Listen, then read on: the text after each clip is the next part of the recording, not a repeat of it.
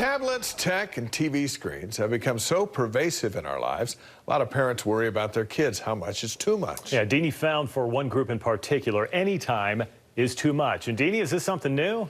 No, it's that toddlers and babies often get overlooked in all this, and yet they're the age group many doctors are most concerned about. For toddlers under the age of 3, doctors are calling for a virtual tech timeout. The Bartholomew boys have the flu, and mom needs to get some work done. Busy mom. We've all been there. Sometimes the TV's a good babysitter.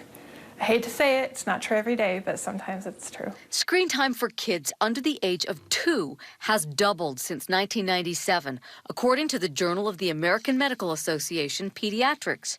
43% of those toddlers watch TV every day.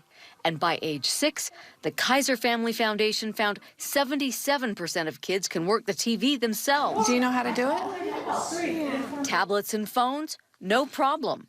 Babies and toddlers can swipe, play games. The one he likes was Hill Climber. And show their displeasure. I think it's time to get ready for bed. When tech time is up. I think now's a good time to be done. My phone. Bye, precious. Case in point. We're finding they're on screens for a very significant amount of time during their day. Dr. Adam Schewbach is concerned about this trend. Some kiddos are entering preschool and kindergarten and they don't know how to write their name. They don't know how to formulate a letter A. They don't know how to hold that pencil or that crayon correctly because they've never really done it. He counsels families on the recommendation by the American Academy of Pediatrics to avoid screen time altogether for babies under 18 months and limit screen time to 1 hour a day of high-quality programming ages 2 to 5. And even then, parents should be watching with them. At issue isn't what they're doing, he says, but what they're not doing at this age, developing core habits of sleep, cognitive, motor skills, and interacting with others. We really don't want them on recreational screens. We want them engaging in activities. We're taking a step back. I think we're reevaluating a lot because we had tech come in so quickly, so exponentially, so fast. Carrie Rogers Whitehead has trained hundreds of people on digital parenting.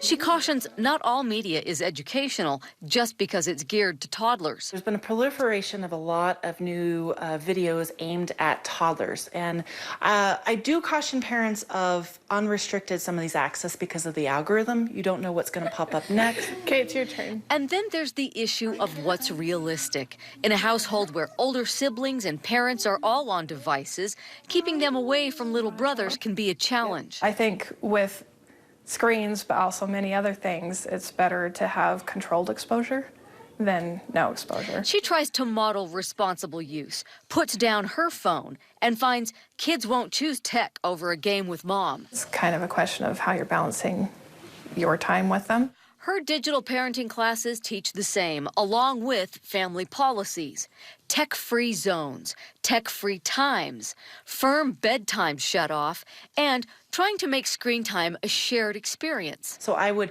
pick your screens to try to corral people together and not separate areas of the house. She and doctors agree parents know their children and, with some diligence, can strike a balance that provides some tech and more of what the youngest children need most. So we've seen that now with the American Academy of Pediatrics, that they actually put a recommendation out to pediatricians that they need to be talking to their patients about prescribing play, which is kind of an odd phenomenon. Hopefully parents don't need a prescription for play, but since the data still isn't clear on long-term effects, the Royal Academy of Pediatric Child Health suggests parents ask these 3 questions. Is screen time controlled? Does it interfere with what your family wants to do? Does it interfere with sleep? And if you're satisfied with those answers, then you are on track.